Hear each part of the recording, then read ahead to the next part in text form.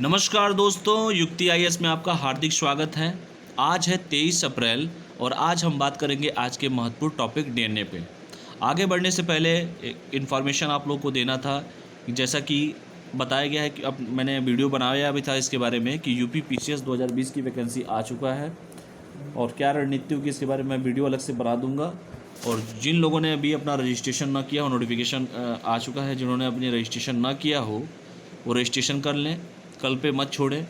अगर किसी को प्रीलिम्स का बैच ज्वाइन करना हो तो हम लोग का नया बैच अभी लॉन्च होने वाला है। आप लोग को जो भी इन्फॉर्मेशन है यूपी पीसीएस 2020 प्रीलिम्स के पॉइंट ऑफ व्यू से, 2019 मेंस का भी डेट बढ़ गया है। आपने देखा होगा नोटिफिकेशन आ चुका है उसका भी, तो मेंस भी 2019 का बहुत जल्द होने वाला है। जिन लोगों को मेंस का बैच करना हो, जिन्हें प्रीलिम्स का बैच करना हो, प्रीलिम्स का टेस्ट देना हो, मेंस का टेस्ट देना हो, बिहार मेंस का भी आ चुका है। बिहार का भी मेंस अगर किसी को देना हो, मतलब बैच ज्वाइन करना हो मेंस का, तो हम लोग का ये जो संस्थान को जो नंबर है वो दिए गए नंबर पे आप संपर्क कर सकते हैं और अपनी क्वेरी को सॉल्व कर सकते हैं। ठीक है, ये बताना मेरा बहुत ही ज़रूरी होता है, ना बताऊँ तो बोल जाता हूँ मैं बार बार।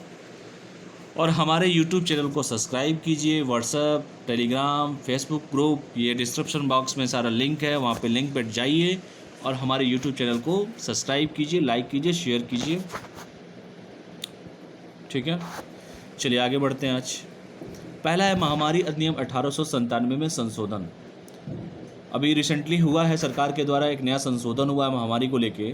इसमें ये है कि जो भी हमारे कोरोना वॉरियर्स हैं, जो हमारे कोरोना योद्धा जो हैं, जैसे कि पुलिस वाले हैं, मेडिकल स्टाफ हैं, नर्स हैं, या जो भी सरकारी सेवा अपने कर रहे हैं, बैंक के कर्मचारी हैं, या जो भी हैं जो 24/7 जो दिन रात सरकार की हमारी सेवा में कोरोना वॉरियर्स का रोल अदा कर रहे हैं।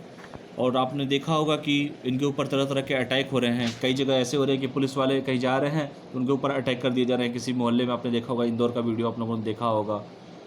प्लस बहुत जगह ऐसे है कि डॉक्टर को उनके मतलब उनके जो सोसाइटी में एंट्री नहीं लोगों द्वारा दी जा रही है। बहुत ही गलत बात है, ऐसा नहीं करना चाहिए। वो हमारे योद्धा है और रियल में जो योद्धा है वही है हमारे। तो कृपया उनको इज्जत दीजिए और उनका स्वागत कीजिए, उनका मोस्ट वेलकम कीजिए। खैर, सरकार के द्वारा जो निर्देश दिया गया है उस पर हम चर्चा करते हैं। ये तो भूमिका था, बताना जरूरी होता है। डॉक्टरों और स्वास्थ्य कर्मियों पर हो रहे हमलों को रोकने के लिए केंद्र सरकार ने इसे गैर जमानती अपराध की श्रेणी में डाल दिया गया है।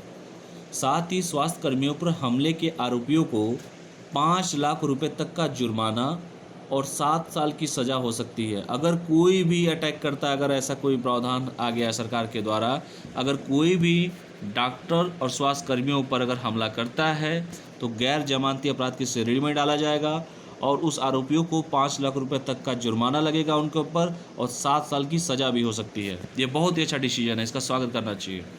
एपिडिक डिसीज एक्ट 1897 यानी महामारी अधिनियम 1897 का सेक्शन 3 जो कहता है जुर्माने के बारे में कहा गया है कि महामारी के संबंध में सरकारी आदेश न मानना अपराध होगा। यहाँ पे देखिए, ये फिगर माई गवर्नमेंट से लिया गया है। ये फिगर देख सकते हैं आप कि यहाँ पे यही बताया गया, जो ऊपर बताया गया उसको इंग्लिश में ही कन्वर्ट किया गया कि 30 दिन के अंदर हो जाना चाहिए इन्वेस्टिगेशन कंप्लीट और जजमेंट 1 साल के अंदर आ जाना चाहिए। ये 5 लाख तक का जुर्माना और 7 साल की सज़ा के बारे में बताया गया है। ये फिगर आप लोग देख लीजिएगा।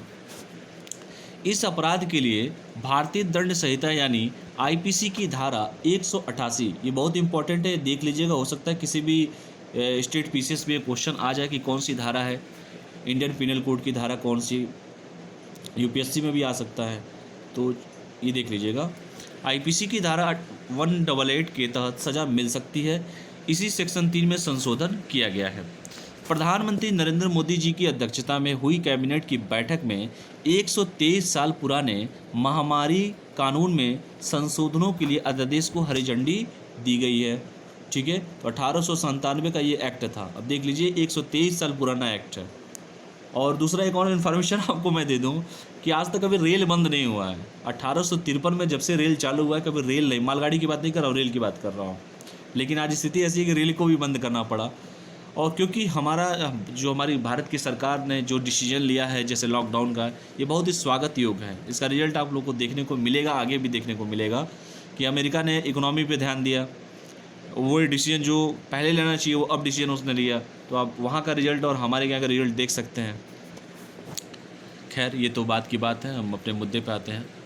देश के विभिन्न भागों में हो रहे हमलों को लेकर स्वास्थ्य कर्मियों के मनोबल पर प्रतिकूल प्रभाव पड़ रहा था और इंडियन मेडिकल एसोसिएशन आईएमए ने इसके सांकेतिक विरोध का भी आह्वान किया था।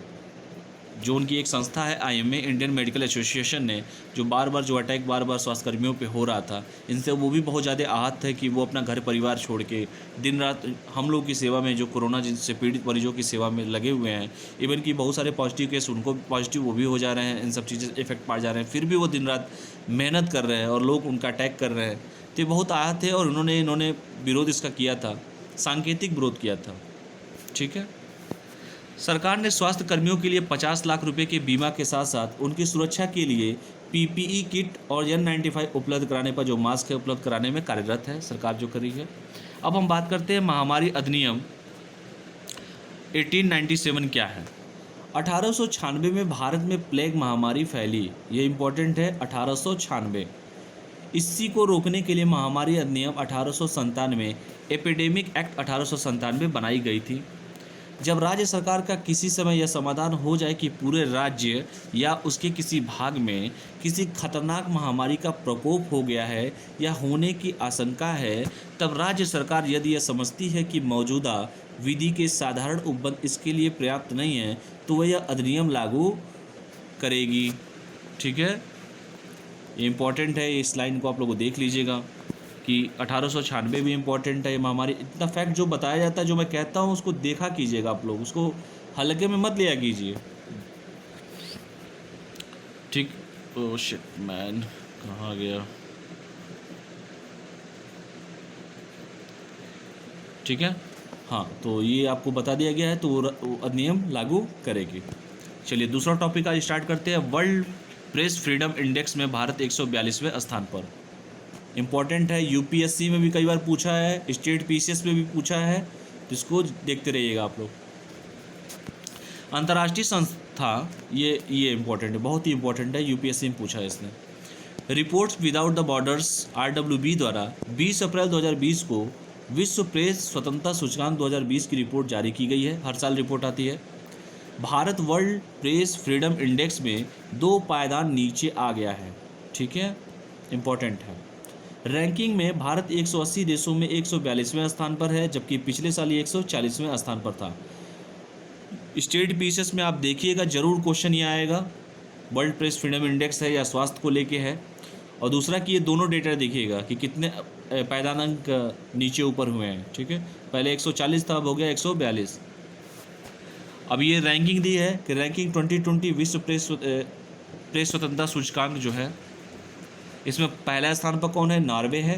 दूसरे स्थान पर फिनलैंड, तीसरे पे डेनमार्क, चौथे पे स्वीडन, पाँचवें पे नीदरलैंड, छठवें में जमैका, सातवें में कोस्टा रिका, आठवें में स्विट्ज़रलैंड, नौवें में न्यूजीलैंड, 10वें में पुर्तगाल। ठीक है, और ये सबसे स्टार्टिंग का शुरू का 5-6 आप लोग देख लीजिएगा। एक मिनट, ये हाँ, ये जो शुरू के जो देश दिए हैं, नॉर्वे, फिनलैंड, डेनमार्क, 3-4 शुरू का देख लीजिएगा और लास्ट का देख लीजिएगा। लास्ट का जैसे कि ये हुआ आपका, जैसे 177 पर चीन है, इरिट्रिया है 178 पे, तुर्कमेनिस्तान है 179 पे, और लास्ट कौन है? उत्तरी कोरिया है। यानी 180 देश में सबसे लास्ट कौन है? उत्तरी कोरिया है। तो क्वेश्चन कैसे भी किसी भी डायमेंशन से आ सकते हैं कि कितने रैंक था, पिछले साल कितनी रैंक थी। जैसे पूछ सकता है कि 2019 में रैंक क्या था, 2020 में रैंक क्या था, सबसे टॉप पे कौन है, सबसे बॉटम पे कौन है 180 देशों में। तो सारे डायमेंशन आप सर के द्वारा बता दिया गया है। ये फिगर है, सारा देश देख सकते हैं इस फिगर के माध्यम से। चाइना, मंगोलिया, सब सारा देख लीजिएगा फिगर आप लोग। ठीक है, रशिया, चाइना, मंगोलिया, ईरान, ये सारा जो भी बताया गया आप लोग देख लीजिएगा इसको। अब हम बात करते हैं कि जो कहा गया है कि रिपोर्ट विदाउट द बॉर्डर्स जो है, ये क्या है? यह एक अंतर्राष्ट्रीय गैर सरकारी संस्था NGO है जो प्रेस की स्वतंत्रता के लिए कार्य करती है। ये भी इम्पोर्टेंट है, कई बार पूछा है कि क्या है आखिर ये। यह संस्था मीडिया पर विश्व भर में होने वाले हमलों पर नज़र रखती है। विभिन्न देशों में सरकारों के साथ मिलकर उन देशों में प्रेस की स्वतंत्रता सुनिश्चित करने के लिए ये कार्य करती है। ठीक है, कॉन्सेप्ट फ्री स्पीच फ्रीडम अब बात करते हैं कि इसकी स्थापना कब हुई थी। इसकी स्थापना 1985 में रॉबर्ट मेनार्ड द्वारा की गई थी और इसका मुख्यालय फ्रांस की राजधानी पेरिस में है। ये भी इम्पोर्टेंट है। यानी इससे टोटल आपके 4 से 5 क्वेश्चन बन गए हैं। पहला जो बताया मैंने कि रैंकिंग में, दूसरा कि कौन फर्स्ट पे है, कौन लास्ट पे है, तीसरा कौन ये आखिर रिपोर्ट विदाउट द बॉर्डर आखिर है क्या, चौथा कि इसका काम क्या है, पांचवा क्वेश्चन अगर कोई पूछे तो ये भी पूछ सकता है कि इसकी स्थापना किस साल हुई थी और इसका मुख्यालय कहाँ पे है। यानी टोटल आपने देखा होगा कि एक पूरा डिटेल से 5 से 7 क्वेश्चन हमारे यहाँ से कवर हो गए। हमारी रोज़ की कोशिश डीएनए में यही होता है कि 3-4 महत्वपूर्ण टॉपिक को निकाला जाए और उस टॉपिक से रिलेटेड जितने भी क्वेश्चन के उस टॉपिक से डायमेंशन जितने भी क्वेश्चन के हैं उस सारे को कवर कर लिया जाए। चाहे वो आपका 1 डे एग्ज़ाम हो, चाहे वो 2 वे एग्ज़ाम हो, मीन्स यूपीएससी का पेपर हो, ठीक है, चाहे वो स्टेट पीसीएस का हो, चाहे यूपी ट्रिपल एससी का पेपर हो, चाहे किसी भी स्टेट का हो, तो इस सब में काम देगा। और सारे डायमेंशन आपको पता हो, अच्छी बात है, क्योंकि आधा अधूरा ज्ञान खतरनाक होता है।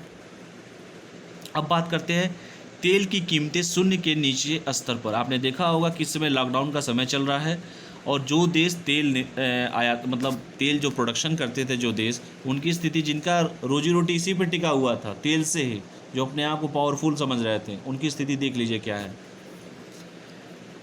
ब्लूमबर्ग मीडिया रिपोर्ट के अनुसार, ये इंपॉर्टेंट है, कोविड-19 महामारी के चलते संयुक्त राज्य अमेरिका के तेल बाजार में वेस्ट टेक्सास इंटरमीडिएट WTI तेल की कीमतें 0 से नीचे $40.32 प्रति बैरल तक गिर गई है। देख लीजिए, सब पे इफेक्ट तो पड़ेगा ही। जब हम बाइक चलाएंगे नहीं, तेल लगेगा ही नहीं, तो फिर तेल का दाम तो गिरेगा ही, सबका दाम गिरेगा, तेल ही क्या चीज़ है। ब्लूमबर्ग के अनुसार तेल की कीमत का इतना कम स्तर पूर्व में द्वितीय विश्व युद्ध के तुरंत बाद देखने को मिला था। आई रिपीट, तो द्वितीय विश्व युद्ध कब हुआ था? 1942 में हुआ था। उसके बाद ये पहली बार, यानी 42 8 और उधर 58 उधर और 20, यानी कि 58 20 78, 78 साल बाद ऐसा देखने को मिला है। चलिए, तेल की कीमत के स्तर में गिरावट का मूल्यांकन करते हैं। पेट्रोलियम निर्यातक देशों का संगठन, जिसे ओपेक कहते हैं, organisation of the petroleum exporting countries, OPEC, ये बहुत इंपॉर्टेंट है, ये कई बार स्टेट पीसीएस में पूछा हुआ ओपेक के बारे में, इसका पूरा डिटेल देख लीजिए। जिसका नेतृत्व कौन करता है?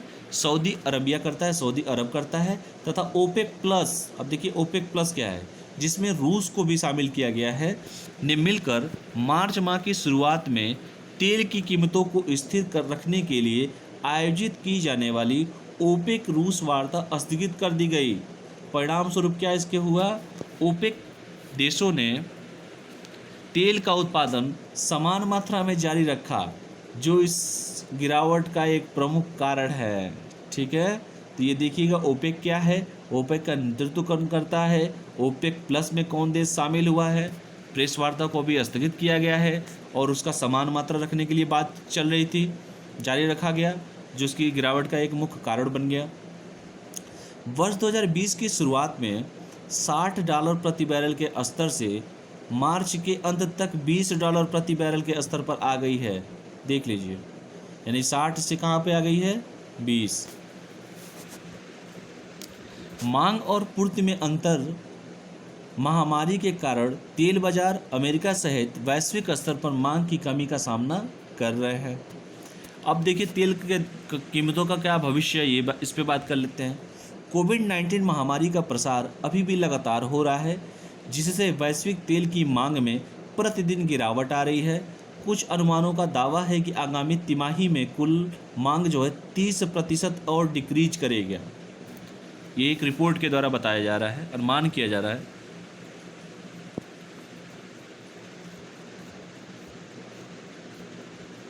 हाँ, ये देख लीजिए आप, जैसे 2000 में क्या था? $25। फिर यहाँ देखिए 2008 में देखिए 125 140 तक पहुँचा हुआ था। फिर यहाँ पे देख लीजिए 2020 में देख लीजिए क्या हाल है, 40-30 के आसपास चल रहा है। तो ये फिगर आप लोग देख लीजिएगा। अंत में मांग और पूर्ति में संतुलन या असंतुलन तेल की कीमतों का निर्धारण करेगा। तो आज के जो 3 टॉपिक जैसे मैंने दिया है, और मैं क्वेश्चन भी अगर आप लोगों से पूछूं तो इस पर शायद बहुत सारे क्वेश्चन बना सकता हूं। जैसे महामारी अधिनियम 1857 में संशोधन किया गया है, तो ये कितना गैर जमानती की श्रेणी में डाला गया है, आपको बताया मैंने। कितना जुर्माना है, कितने साल की सज़ा हो सकती है, कौन सा सेक्शन है, और इंडियन पिनल कोड की कौन सी धारा है, ये भी इम्पोर्टेंट है। किस सेक्शन में संशोधन किया गया, ये भी इम्पोर्टेंट है। और कितने साल पुराना है, 1897 से 2020 देख लीजिए, 123 साल पुराना है। ठीक है। और कितने तक का स्वास्थ्य कर्मियों को कवर किया गया है, रिस्क 50 लाख रुपए का बीमा दिया जा रहा है। और पीपी किट और या 95 भी कार्यरत है, वो तो अलग चीज़ है। फिर यहाँ देखिए, ये भी इम्पोर्टेंट है कि ये पूरा डिटेल जो भी अगर किसी भी मेंस के पेपर में अगर आए महामारी अधिनियम, तो ये भी इम्पोर्टेंट है, ये भी देख लीजिए। वर्ल्ड प्रेस इंडेक्स में मैंने आपको जैसे बताया कि 142वें स्थान पर था, पिछले साल कितने स्थान पर था, 140वें पर था, 2 नीचे आया है। फिर कौन इस रिपोर्ट को जारी करता है, ये भी देख लीजिए। कितने टोटल देश हैं, ये भी देखिए। और फर्स्ट पे कौन है, सेकंड पे कौन है, थर्ड पे कौन है, ये इम्पोर्टेंट है। लास्ट के 3 देशों का नाम ज़रूर देख लीजिएगा आप लोग, ये भी इम्पोर्टेंट था। फिर ये रिपोर्ट विदाउट बॉर्डर कौन है, ये गैर NGO है, ये भी इम्पोर्टेंट है, ये भी देख लीजिएगा आप लोग। फिर इसका काम क्या है, मीडिया पर विश्व भर में होने वाले हमलों पर नज़र रखती है, ये भी इम्पोर्टेंट था, मैंने आप लोग को बताया। स्थापना, ये भी इम्पोर्टेंट है, 1985 में रॉबर्ट मेनार्ड द्वारा की गई है। मुख्यालय कहाँ है, फ्रांस की राजधानी पेरिस में है। आप लोग मुझे कमेंट करके बताइएगा कि यूनेस्को का मुख्यालय कहाँ पे है। यूनेस्को की जो बात की जाती है उसका मुख्यालय कहाँ पे है, कमेंट के माध्यम से आप लोग बताइएगा। फिर तेल की कीमतों के नीचे स्तर पर ब्लूमबर्ग की मीडिया रिपोर्ट के अनुसार ये इम्पोर्टेंट है। संयुक्त राज्य अमेरिका का जो भी है, 0 से इतना बैरल डॉलर इतना आ गया 40 के आसपास, ये भी इम्पोर्टेंट है। इसके पहले कब हुआ था, तो द्वितीय विश्व युद्ध के तुरंत बाद देखने को मिला था, इसके पहले, ये भी इम्पोर्टेंट है। पेट्रोलियम निर्यातक देशों को संगठनों को क्या कहते हैं, ओपेक, ये भी इम्पोर्टेंट है। इसका नेतृत्व कौन करता है, ये भी इम्पोर्टेंट है, बताया गया आप लोग को। ओपेक प्लस में कौन सा देश शामिल है, ये भी इम्पोर्टेंट है, आप लोग को बताया गया। 2020 की शुरुआत में क्या था और इसमें प्रेजेंट में क्या है, ये भी आप लोग को बताया गया। यानी टोटल 3 टॉपिक से आप देखेंगे 15 से 20 क्वेश्चन बन जाएंगे आपको। तो हम लोग का, जैसे मैंने कहा ना, पूरा प्रयास होता है कि जो भी हम लोग आपको टॉपिक दें, जो भी टॉपिक आप लोग को दिया जाए, सारे कवर हो जाए। मतलब एक डायमेंशन से कई सारे जितने भी क्वेश्चन अगर पूछे जाए तो सारा का सारा डायमेंशन हमें आसान शब्दों में दिया जाता है आप लोगों को, ताकि आप लोग पढ़ें उसको, चाहे नए स्टूडेंट हो चाहे पुराने स्टूडेंट हो, चाहे वो एकदम बेसिक कुछ नहीं पता हो उनको, ताकि उनको सारी डिटेल हो। हम लोग का पूरा प्रयास होता है कि पूरी चीज़ों को हम लोग कवर करें। ठीक है। तो और ये देख सकते हैं 2 खूबसूरत सा नाम, रविशंकर सर है और मैं हूँ, नाम तो सुना ही होगा। और हम लोग का ऑनलाइन और ऑफलाइन क्लास भी अवेलेबल है। सारे स्टेट पीसेस है, कोई भी टेस्ट सीरीज हो, नोट्स हो, वो भी अवेलेबल है। और अभी तो फ़िलहाल आप देख रहे होंगे कि अभी तो कोई सरकार द्वारा डिसीजन नहीं लिया गया कि कोचिंग इंस्टीट्यूट कब खुलेगा। तो जिन स्टूडेंट को हम लोगों से जुड़ना हो, क्लासेज करना हो, टेस्ट सीरीज ज्वाइन करना हो, या और भी कोई क्वेरी हो, तो संस्थान का नंबर ऊपर दिया गया है, इस नंबर पे कॉल करके अपने क्वेरी को सॉल्व कर सकते हैं। ठीक है। चलिए आज के लिए हम इतना ही रखते हैं। स्वस्थ रहिए, मस्त रहिए और पढ़ाई करते रहिए। और हमारे खूबसूरत यूट्यूब चैनल को सब्सक्राइब कीजिए, लाइक कीजिए, शेयर कीजिए। व्हाट्सअप है, टेलीग्राम है, फेसबुक ग्रुप है, लिंक है नीचे दिया हुआ है डिस्क्रिप्शन बॉक्स में, आप लोग देख लीजिएगा। और एकदम मन से पढ़ाई कीजिए। हम लोग का पूरा प्रयास तो कर ही रहे हैं। हम लोग डेली 3 DNA अगर रोज़ हम आपको दे रहे हैं, तो आप देखिए कि 1 महीने में टोटल 90 DNA यानी 90 टॉपिक आपको हम लोगों के द्वारा प्रोवाइड कराया जा रहा है। 90 टॉपिक में अगर मैं मान के चलूँ कि एक दिन में 15 क्वेश्चन मैं इसमें से निकालूँ, तो आप जोड़ लीजिए कितने क्वेश्चन होंगे। यही कमेंट करके आप मुझे बता दीजिए कितने क्वेश्चन हम लोग को पूरे महीने के देते हैं आप लोग को। तो जो अभ्यर्थी अभी नए नए हम लोगों से जुड़ रहे हैं, वो जाके हमारे युक्ति IAS के आप यूट्यूब पे जाइए, युक्ति IAS उसमें सर्च कीजिए, और जो भी पीछे का DNA दिया हुआ है वो सबको देखते रहिए। आप लोग को बहुत सारा एक दूसरे से लिंकेज है। जैसे कई दिनों से इकोनॉमिक्स ही चल रहा था, आज कोई दूसरा टॉपिक चल रहा है। टॉपिक रोज़ इंपॉर्टेंट ही सेलेक्ट किया जाता है, जो हॉट टॉपिक होते हैं उसी को सेलेक्ट किया जाते हैं। तो जो लोग अभी नए हैं, जुड़े हैं, व्हाट्सएप ग्रुप तो एक पूरा फुल हो गया है, देखा ही होगा, दूसरा नया ग्रुप बन चुका है। तो जो लोग नए हैं, जो लोग अभी जुड़े हैं रिसेंटली, वो लोग जाके युक्ति IAS के जो चैनल है, यूट्यूब चैनल है, उसको जाके सब्सक्राइब कीजिए, लाइक कीजिए, शेयर कीजिए। और पुराने वीडियो जो भी DNA के दिए गए हैं या जो और भी सब्जेक्ट के वीडियो दिए गए हैं उसको देखिए। चलिए आज के लिए इतना ही। स्वस्थ रहिए, मस्त रहिए, पढ़ाई करते रहिए और अपने समय का सदुपयोग कीजिए। क्योंकि हर स्टेट कमर कस चुका है पेपर कराने के लिए। तो जैसे ही लॉकडाउन समाप्त होगा पेपर आपका होना निश्चित है। लॉकडाउन के 1 से 2 महीने के अंदर ये पेपर स्टार्ट हो जाएगा कराना। चलिए ऑल द बेस्ट। ओके।